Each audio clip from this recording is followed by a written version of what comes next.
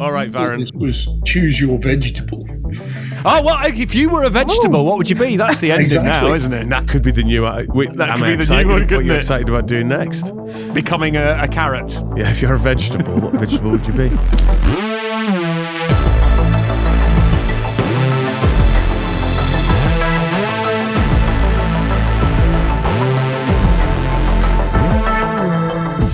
I'm Dave Chapman. I'm Esmee van der Giezen. And I'm Rob Kernahan. And this is Realities Remixed, an original podcast from Capgemini. And this week, we are going to talk about the hardware-software mismatch and how we are still living with limitations that were developed in the days of Alan Turing. Now, joining us later in the show to talk about this, I am delighted to say, is an old friend and colleague of mine, Peter Richards, who advises startup and medium-sized tech companies, and AJ Guillon, who's the founder of YetiWare. Now, YetiWare specialise in developing parallel programming software and middleware designed to optimise software performance across heterogeneous processes. Now, that's a mouthful, isn't it? It is indeed, David. And what I love is this interview is going to test your technical capability. I think it will test. I'm waiting closely. I think it will test many of us. Now, we go really deep on this one. Every now and again, we do a bit of a tech deep dive on the show, but I think we've rarely been right to the heart of the compute processor in the way that we do in this episode, right, Rob? Yes. We're not going to be talking about gates and flips and flops and things, but there is a sort of issue with processing new style of highly parallelized compute. Easy for you to say. Indeed, anthropomorphize.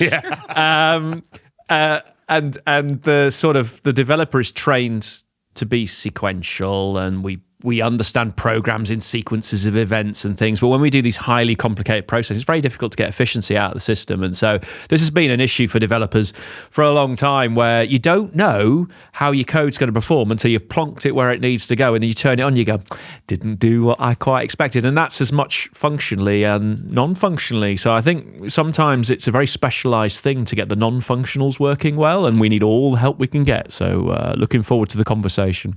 Well, I think what's interesting about it is perhaps, I mean, maybe arguably even up to about 5 years ago, this wasn't perhaps as big a problem as it's presenting right now. And the way it manifests itself is more and more critical, isn't it? As we're creating ever more power-hungry, kind of applications.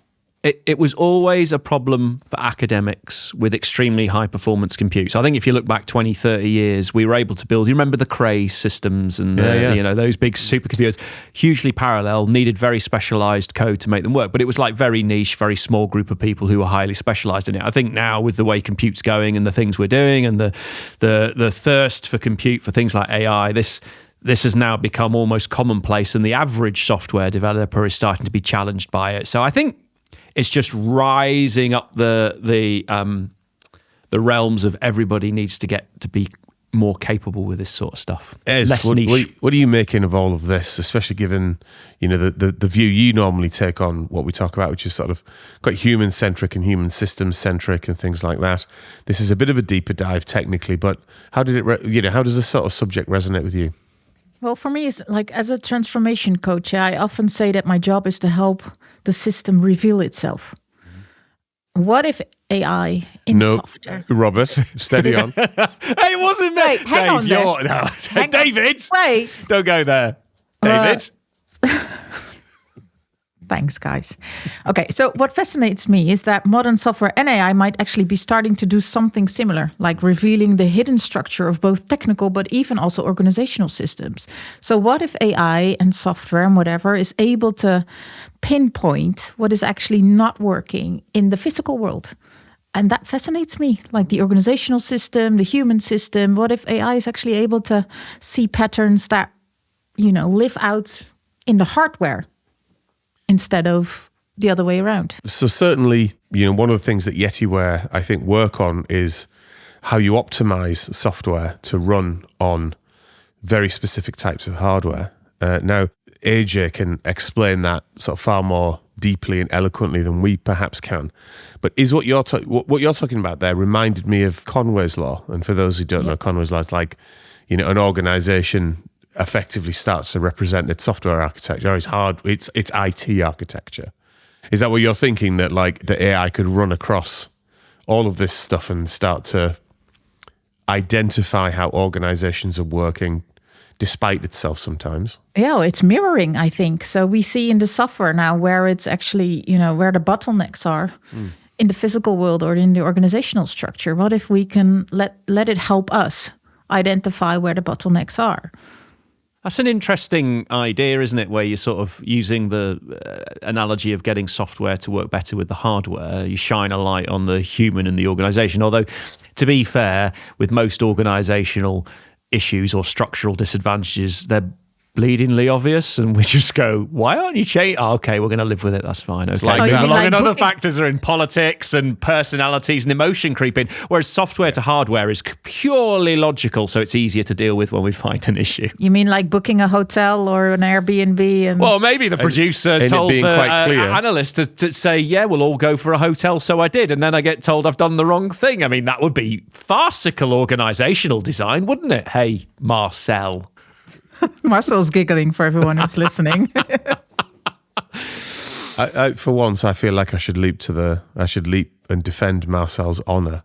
What? I think what? I know it's unusual, but I think there was an explicit conversation about what we were going to do, wasn't there, Dr. Mike?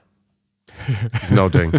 He's nodding. I just anyway. Don't gaslight me. Don't stop gaslighting me. That with your cabal and we never said that. I got an email that said you need to book this today because that's what's been agreed. So I did what I was asked. So you automatically did it without any question. I'm compliant, Dave. Yeah. I am compliant to the process. I was asked to do something. I undertook that process. Anyway, back to the subject of the day. I think one of the things that really resonates with me about today's subject of this notion of very low level optimization and continual optimization is, like, we all know really that there is an issue with the sheer amount of power that's being consumed by the training of LLMs. Right. And that's rattling all the way back up the energy supply chain. It's having an impact on the sort of scale and size, both physically and from a process and compute point of view of data centers.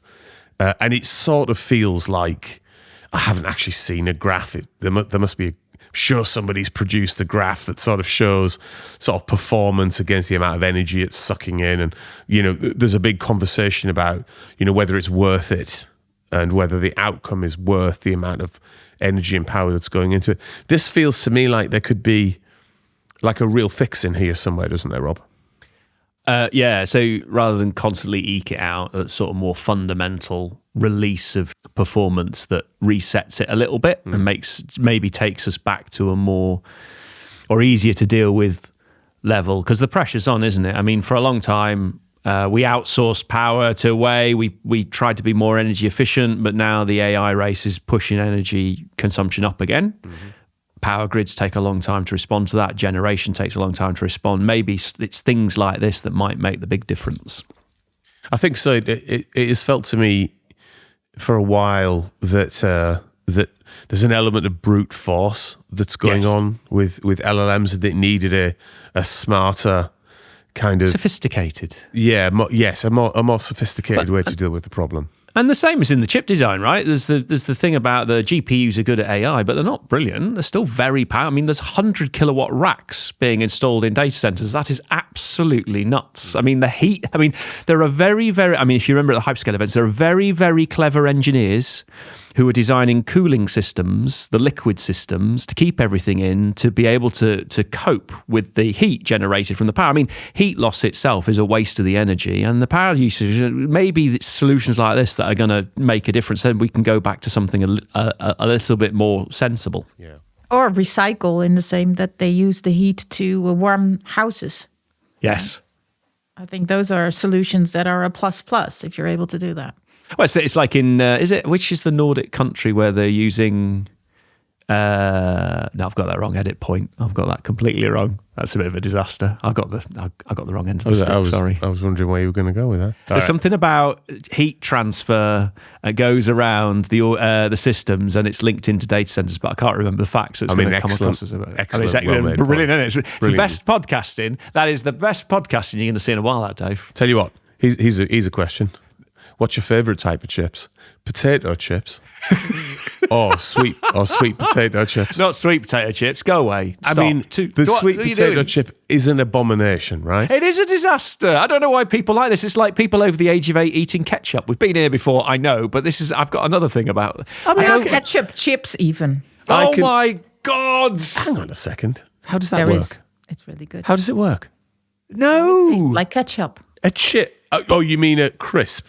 Yeah. Yes. So I was using the English vernacular of, like a French fry as a chip. Like a proper chip. Chips are French fries.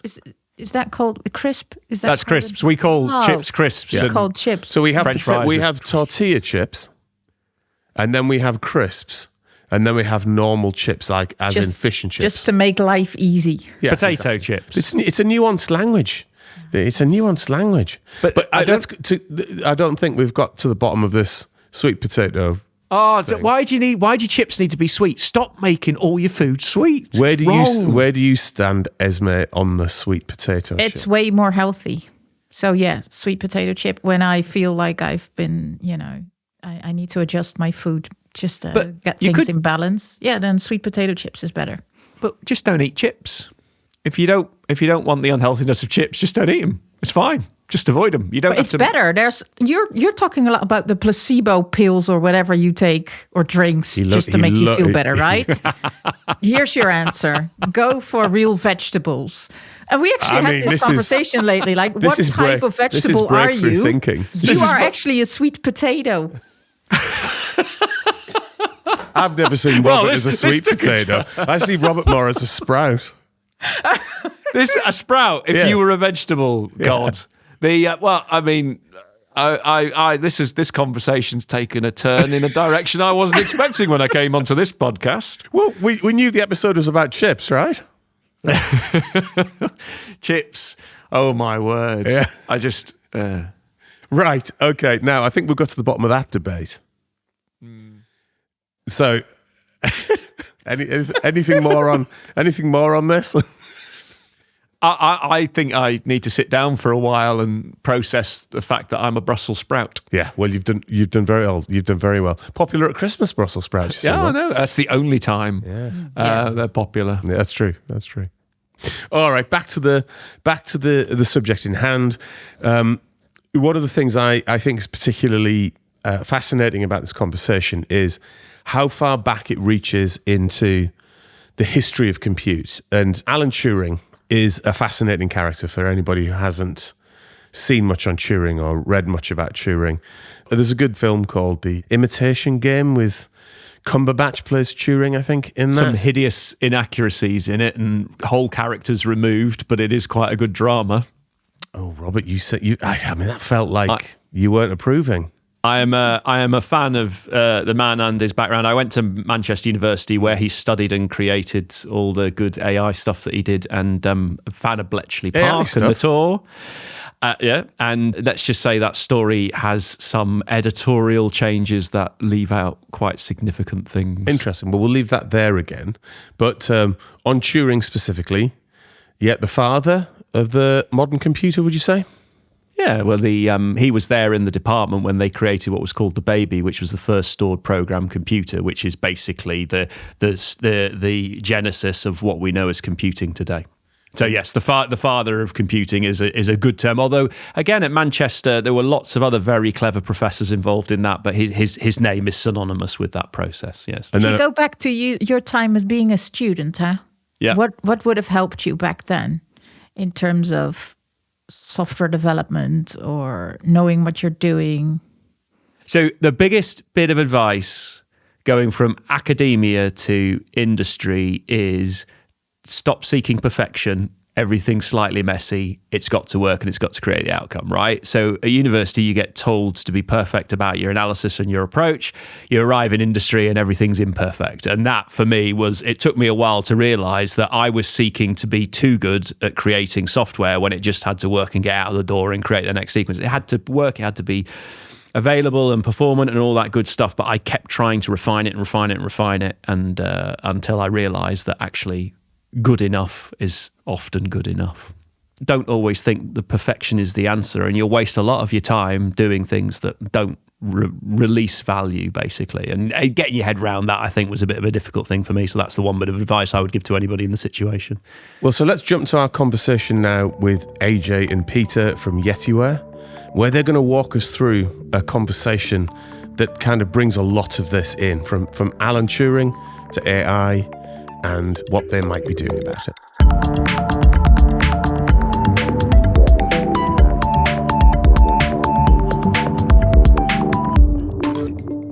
All right, and we are here with AJ and Peter from YetiWare. AJ, how are you doing today?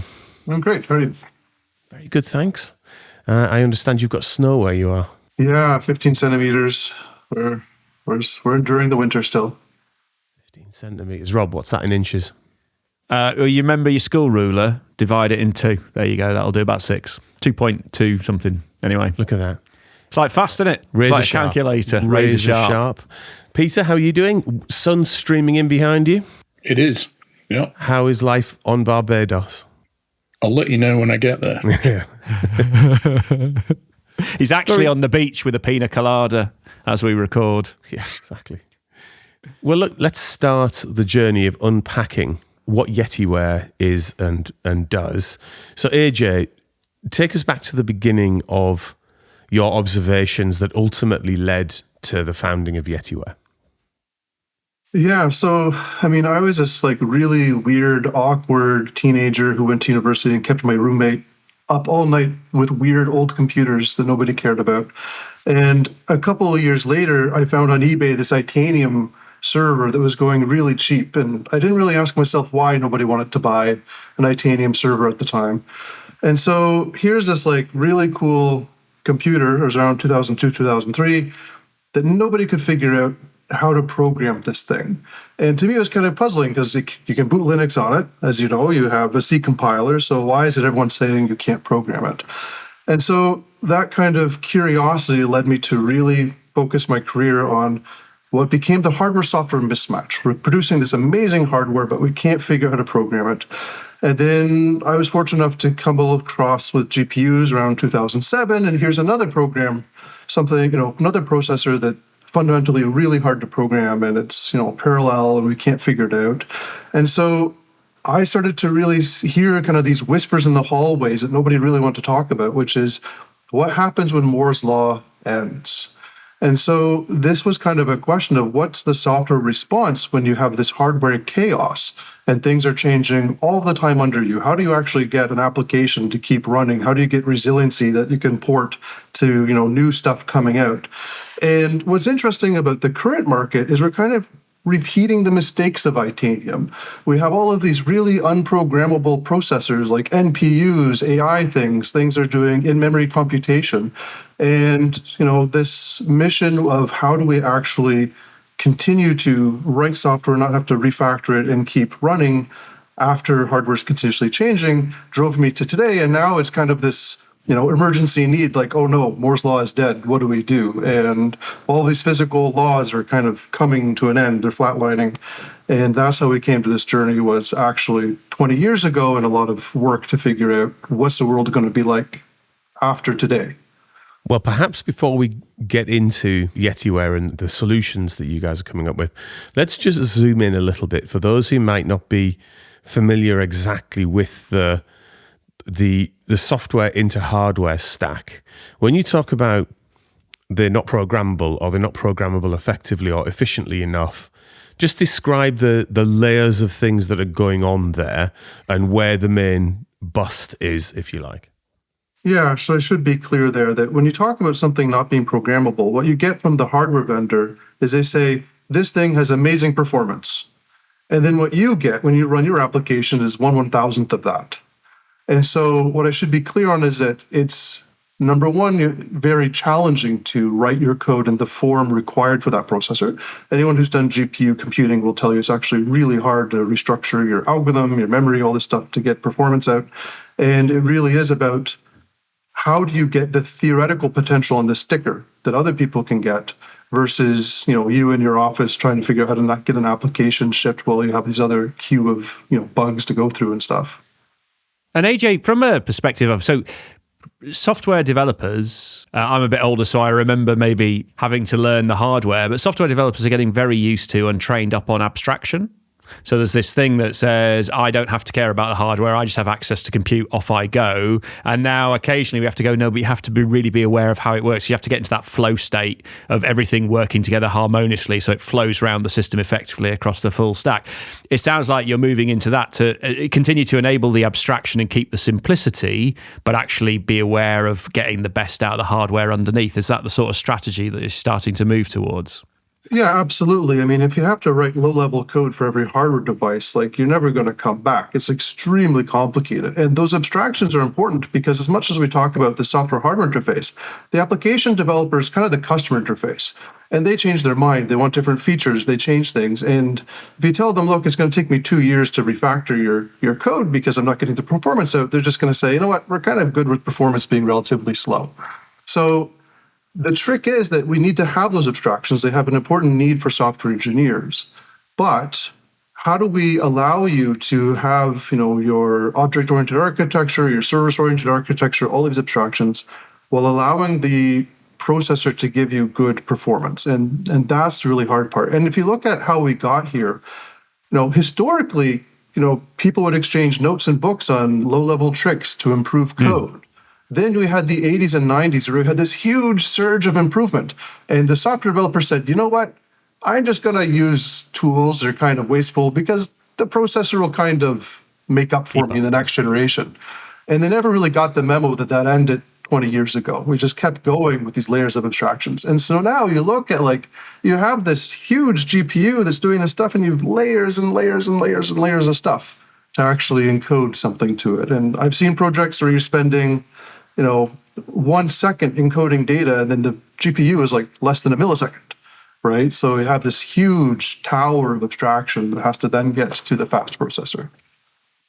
Do you have a sort of a BHAG, like a big, hairy, audacious goal? Like if you really get going to, if that ever was possible, is there something that you're so intrigued by what drives you day in, day out? Well, the big audacious goal I have is to figure out, how do we write software in one way so that for the next 100 years, we don't have to really care about how hardware changes. Because we know that hardware is going to change all of the time. The chaos is already here. It's continuing. And my goal is there some way that we write software?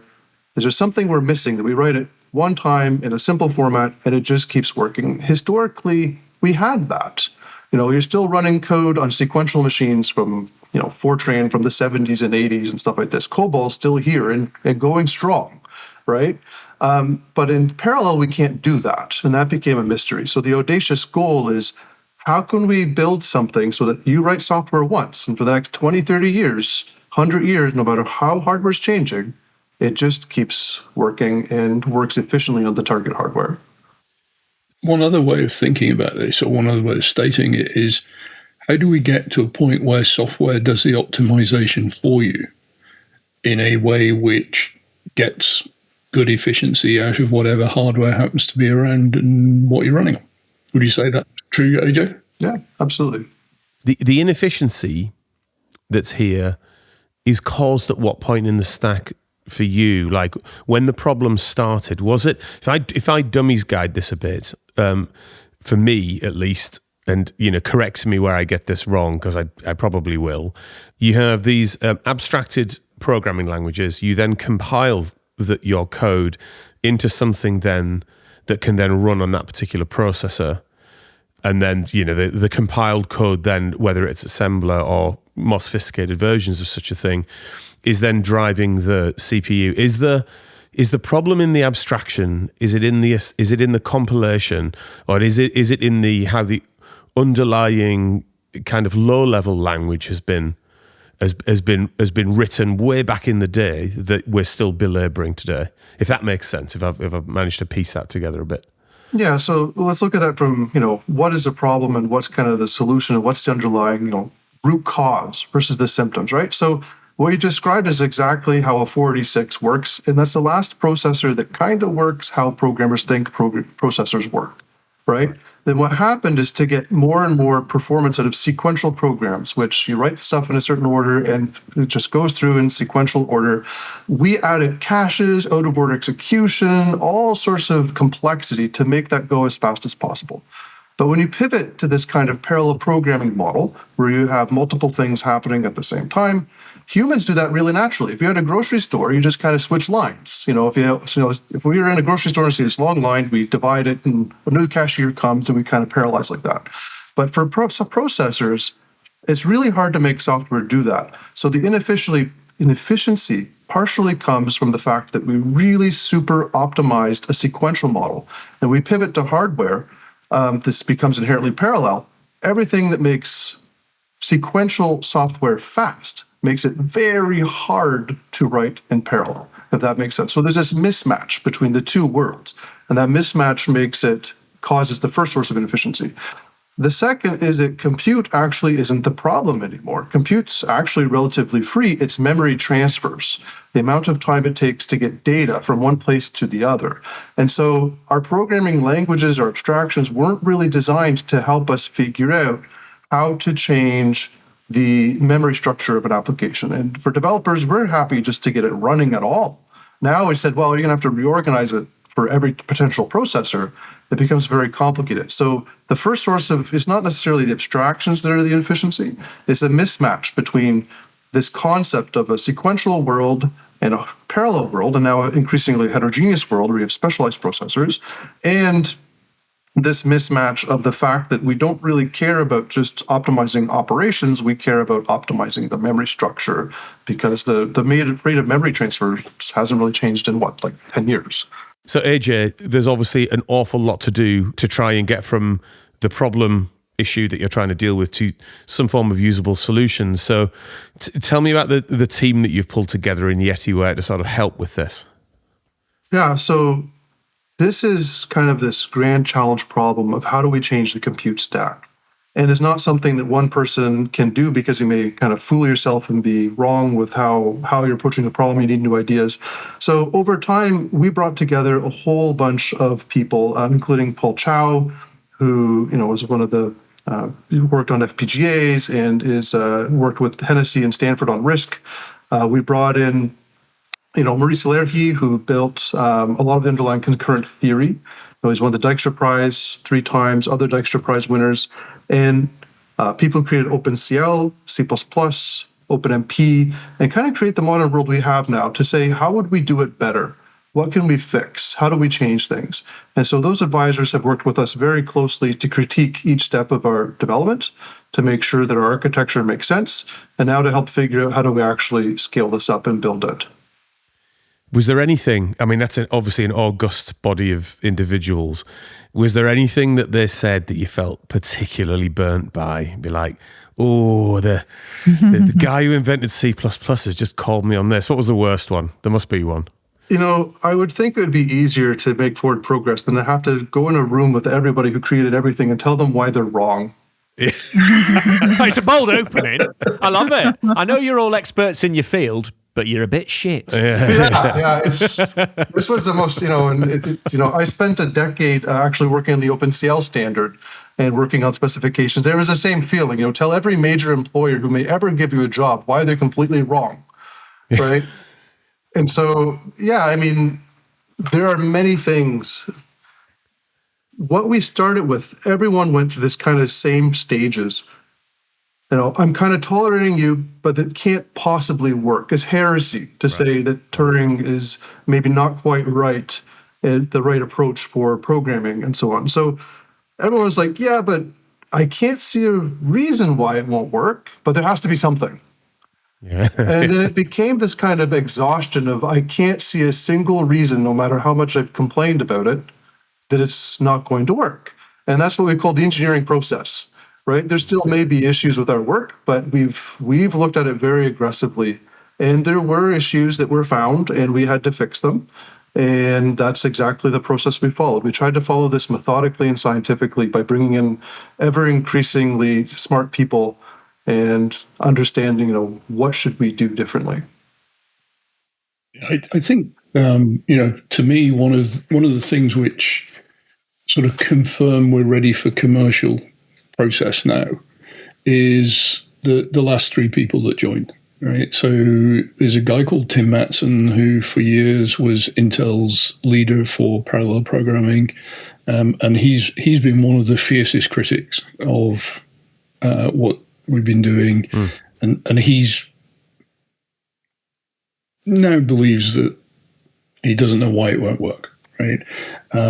There's a guy called Michael Wong who was at CodePlay and at Intel and has been, in the center of all sorts of standards around language, including C++. And through Michael, we've now brought on Bjorn Strustrip, who was the inventor of C++. And, they're all sort of working with us now on ensuring that this is both valid and commercial. And so to me, that was a very big tick in the box that we're ready to go. Now, Peter, to the casual listener, this might seem like very low-level detail and, very technical, but why is this important for businesses? So how does this roll up to then causing us problems, either for businesses or industries or even more broadly?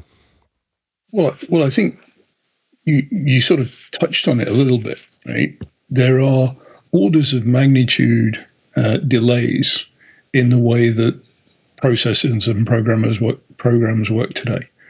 And so if you can gain some of that efficiency back, suddenly the cost of utilizing compute goes down, right? The footprint that you need for data centers goes down. The things that you can do with the same amount of energy, the same amount of funding goes up, right? So if we improve the low levels of efficiency, then it's beneficial everywhere, right? I mean, I used to run very large farms of processors to do risk analytics at various large banks.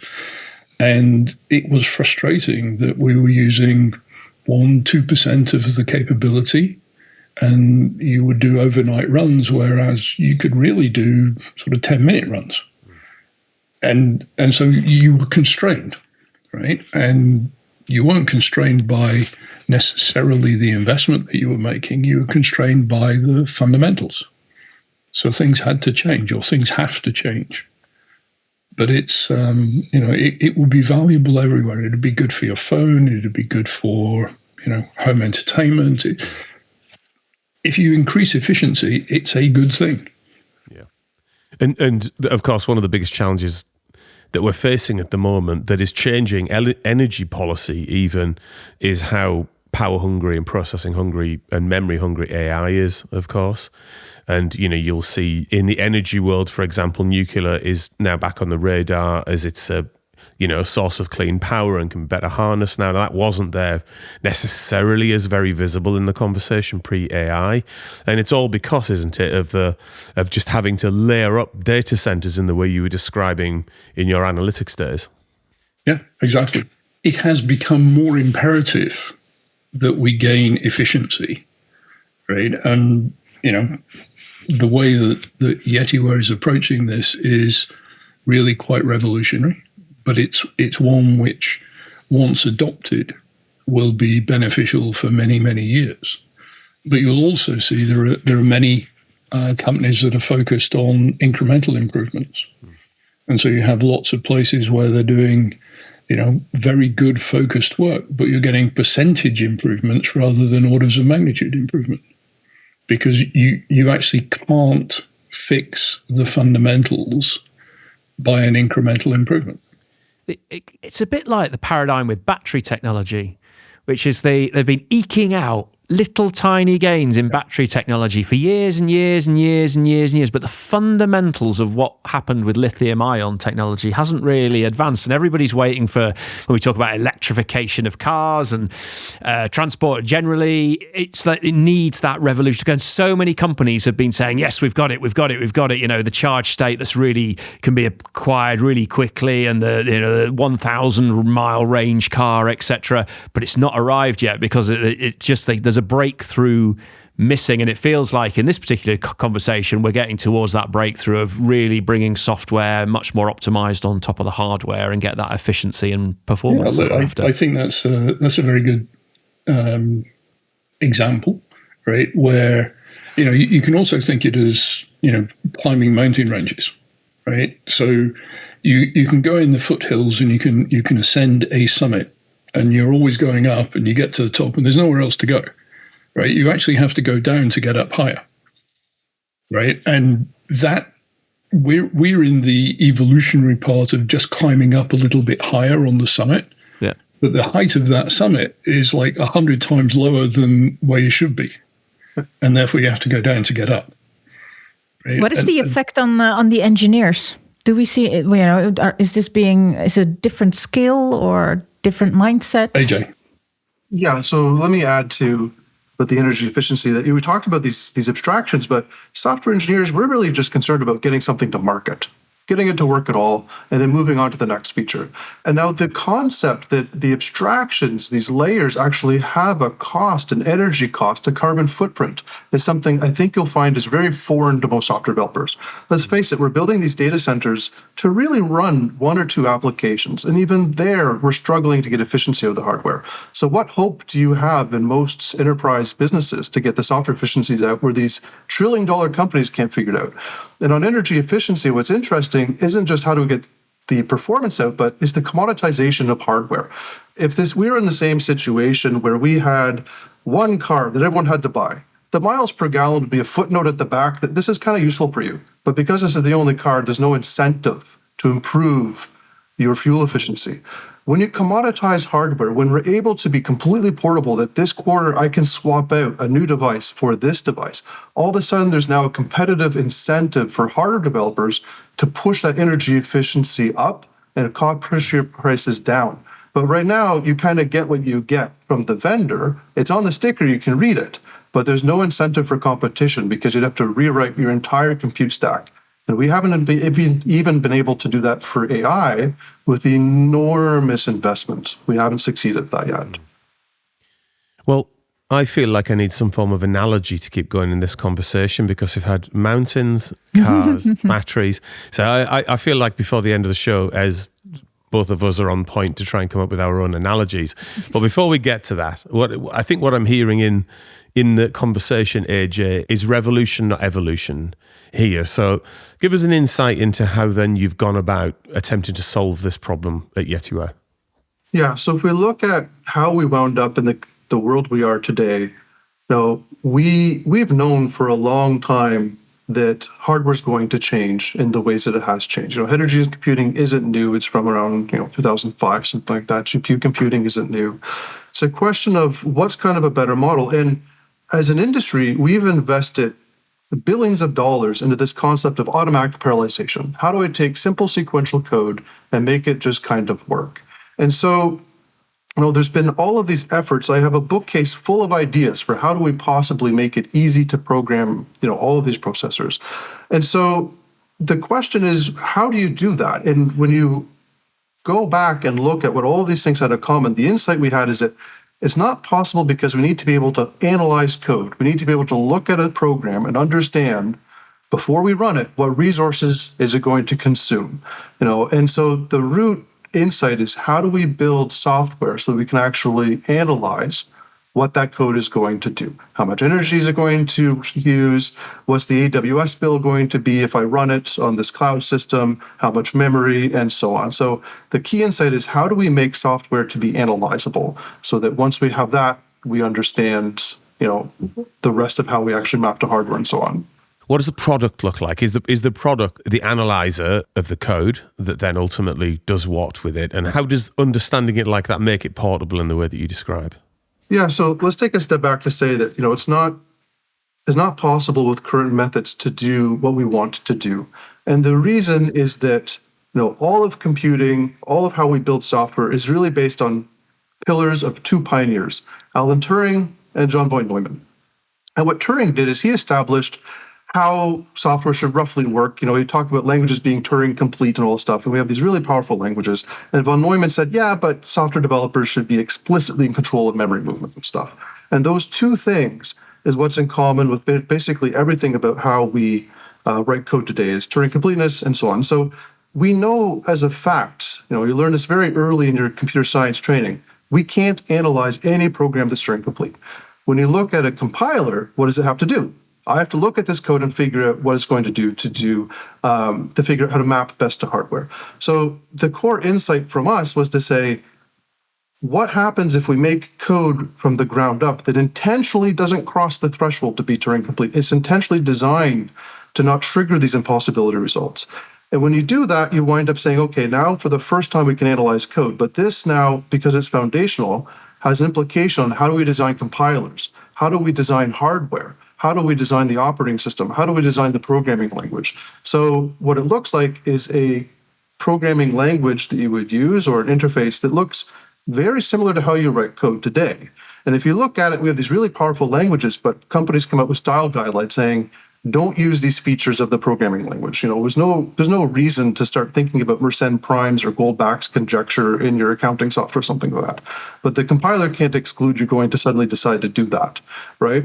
So what it looks like is we come up with this model of how software should look, and then we had to rebuild all the pieces around the software to understand what we can now do that code can be analyzed. And when you look at the implications, we can analyze code, you start to get rid of many security vulnerabilities because I understand the permissions. I can compare this to organizational policy. You can start to understand, resources usage, and also more importantly, when we talk about heterogeneity, what processor would work best on this application, so I can make that decision before I run it, if that makes sense. So is that just to say you're looking at the code, you're profiling it and saying the hardware profile for this to be optimized the best is X. Are you also is that correct? And then can you provide guidance on the way through to prompt to say no, it should be don't do that over there. That's a crime against computing. Stop that. Bit like the Minority Report, where you can stop a hardware incident from occurring long before it ever gets to production, type thing. Yeah, that's another analogy. That was another. That's another one. They're full of it today. Sorry, AJ. Yeah, no, absolutely. Like that's exactly the path we're going down. Except the difference here is it's not a manual process. Once we have the analysis, we can let ourselves do extremely aggressive optimizations, and we can take the human out of the loop. And so the vision for what happens beyond Moore's law is that we allow a system to autonomously improve itself as it executes. And part of it, yes, is machine learning, which is we take that profiling data you've mentioned, and we can say, okay, we've tried this on this processor, but someone's running the microwave right now, so it doesn't quite behave as we want, and we can start to adjust and adapt, right?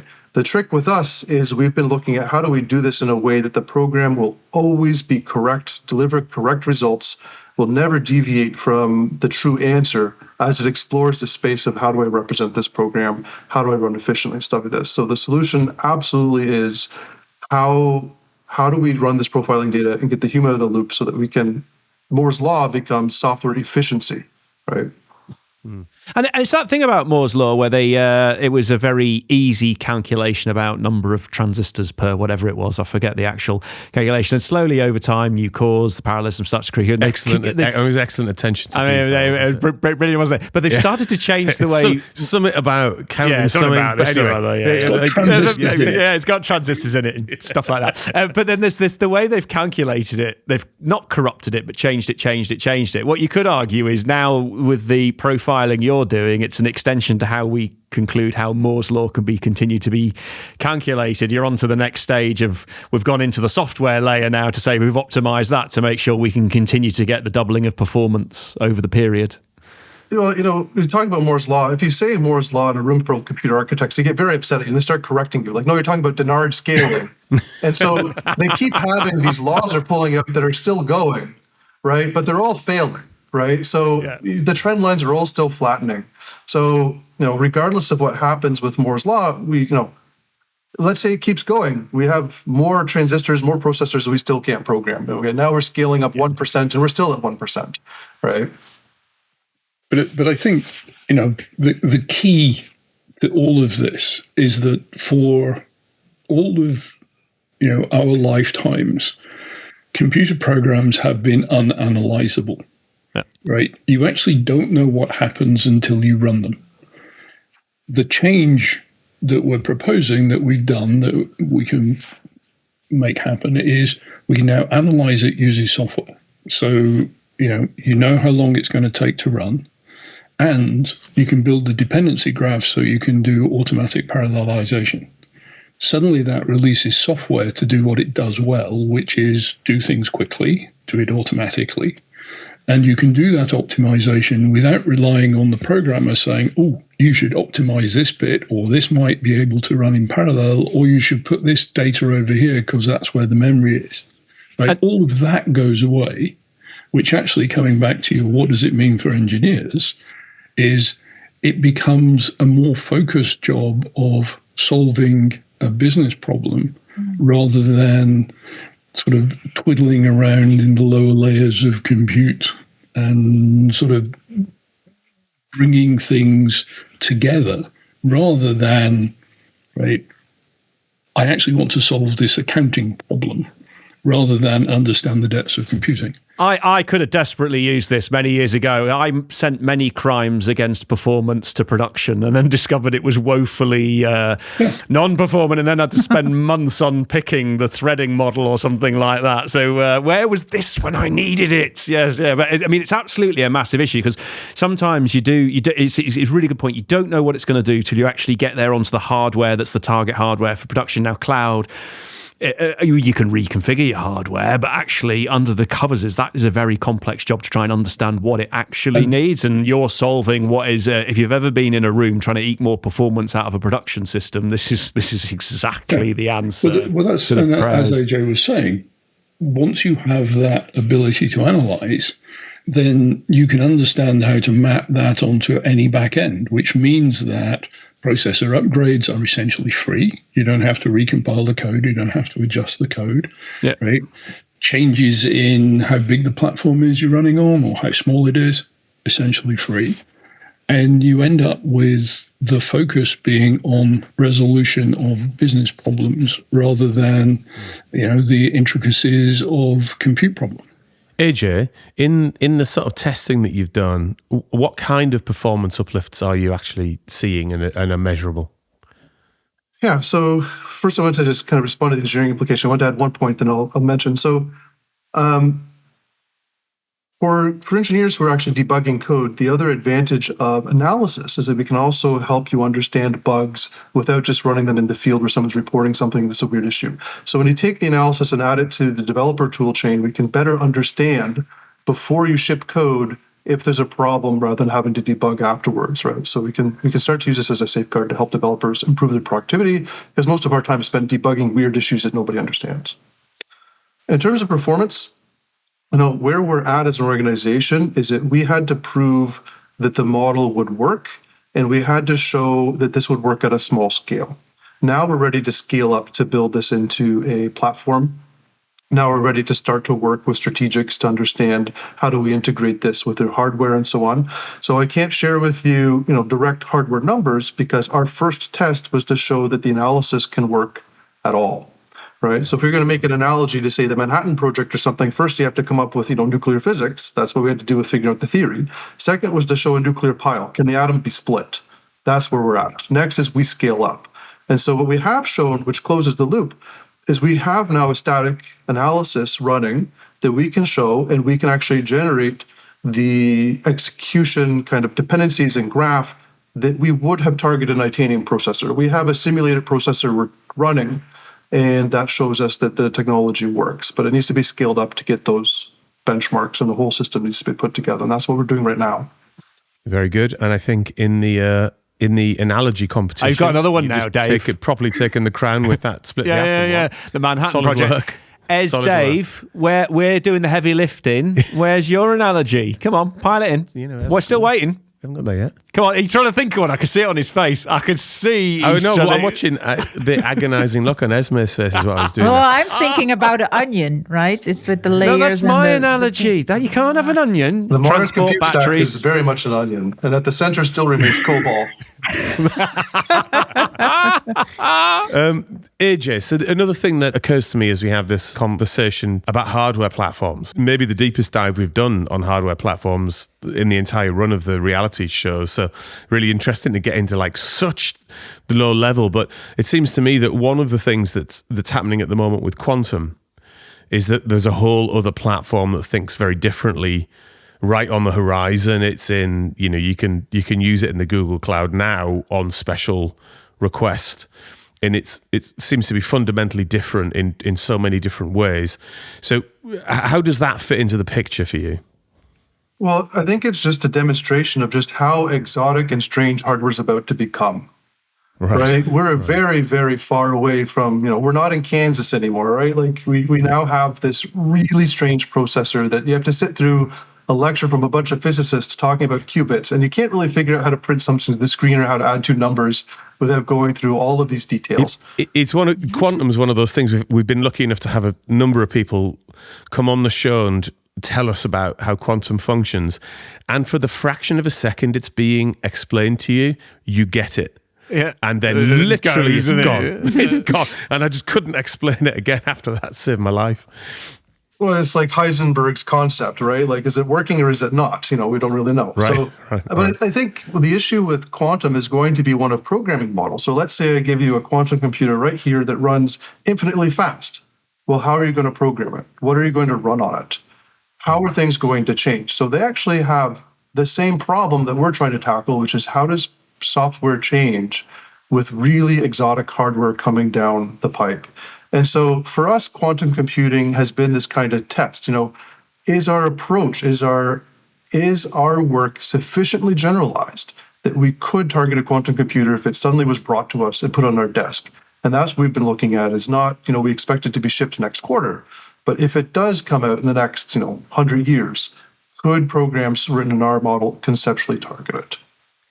And do you think when we train computer scientists, we teach them about the sort of art form of sequence, choice, selection, iteration, etc.? Feels like there's maybe an educational shift that we need to bring in. It's like you need to think differently to get all this to work. I mean, you see sort of like the system changing, that material is available and people are moving to maybe try and train people to have a different mindset around it? Or do you think we're still sticking dogmatically to the old style? I think it's actually a problem that you're in computer science trying to learn software, and all of a sudden you have to degree in quantum physics to understand how to write a program, and now you have to figure out what computer architecture does. I think it's more a symptom of the disease, right? Which is software, hasn't really changed. What we need to do is look at, the programming languages we know and love and already use. You're taught not to use the exotic features. Right? But on the other hand, the compiler, the systems, has to assume that maybe you did use those exotic features. So the solution that, as I see it, is not to increase the training, because this stuff is complex and hard, and worse, the time to market is very long. Like what a Python developer would do in a day would probably take me 2 years to do in parallel. Right? And that's not going to scale up no matter how you train people. And the customer's going to change their mind and you just throw it all out. Right? So I think the answer is to figure out that's what we did, was how do we take these style guidelines, how we actually write code, and be compatible with industry best practices? How do we make it work with what people already do?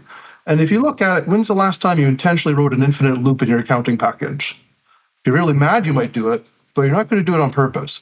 So we have all of these results from the theory, but they all require really weird programs nobody actually writes.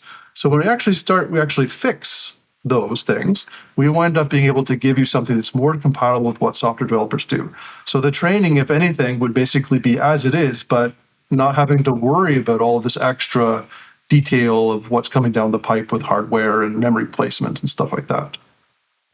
So to bring us to a bit of a close today, both Peter and AJ, help us understand what the time to market is here. So obviously you're developing something that's very new, a revolution, as you say, Peter. When are people going to be able to get their hands on it, and what steps are going to be required to be able to consume something like this? Well, I think, as we've been describing, this is a complete reimagining of the compute stack. And as such, spent many years going through the theory, making sure that it will work. We've got a demo that shows it will work. We've proven that the more contentious parts of it. So when you line up all the pieces that you need to put together, we think that there's a 36-month evolutionary path to a full platform. We think in 24 months there'll be available libraries that can be linked into current applications, and those will perform or provide performance boosts. But it really is, we think 36 months away, because you've got a lot to do. It's unfortunate but true. One of the things people could do to get involved a bit earlier is we do have an early access program we're spinning up that if you go to our website, YetiWare.com, there's a link that you can sign up and be in the loop to be one of the early testers or users of this thing if you want to try it out. And as we make progress, you can reach out to see if you're interested in trying it out.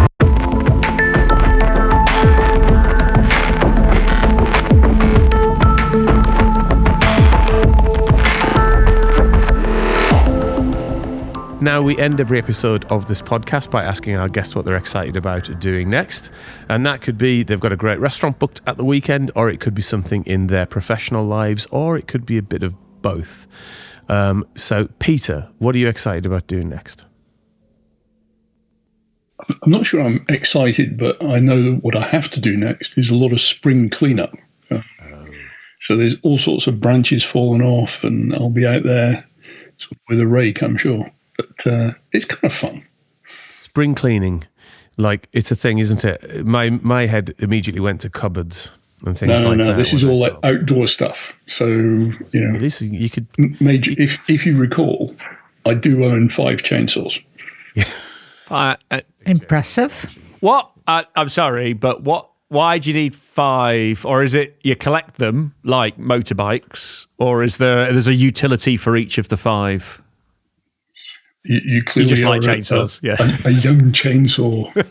Right? Very good. They're all different.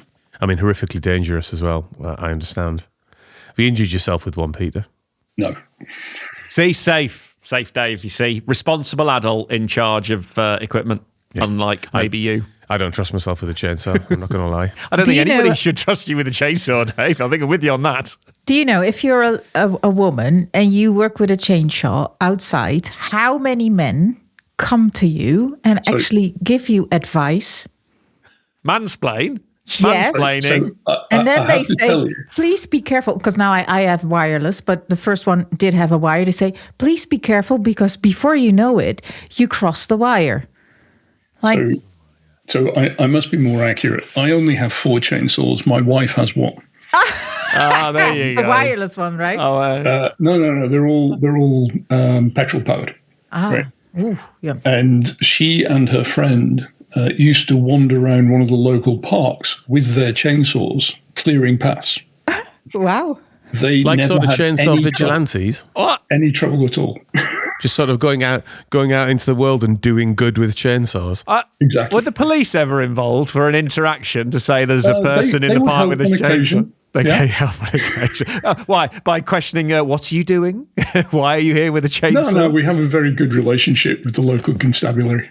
Very good. Well, I didn't think we'd end up there. No.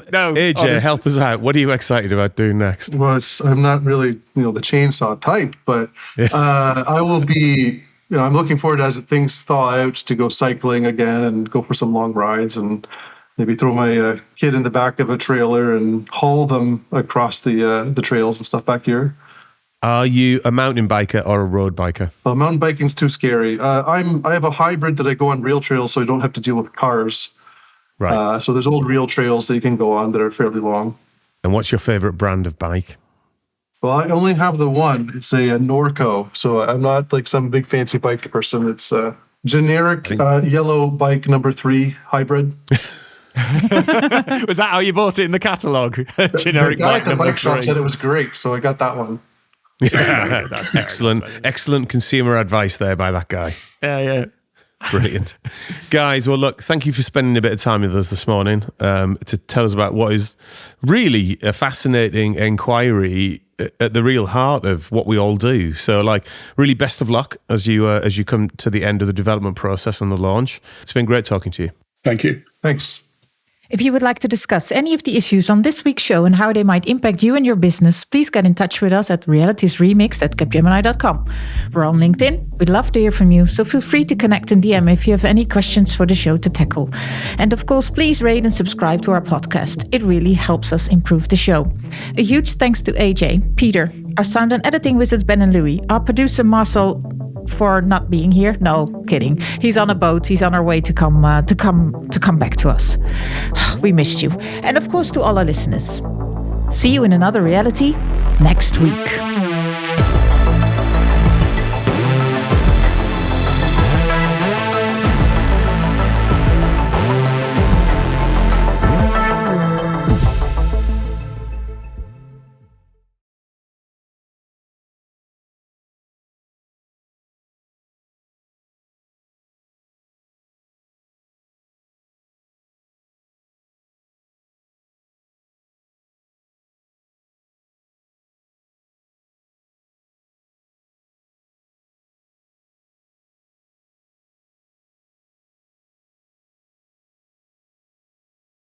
Ooh.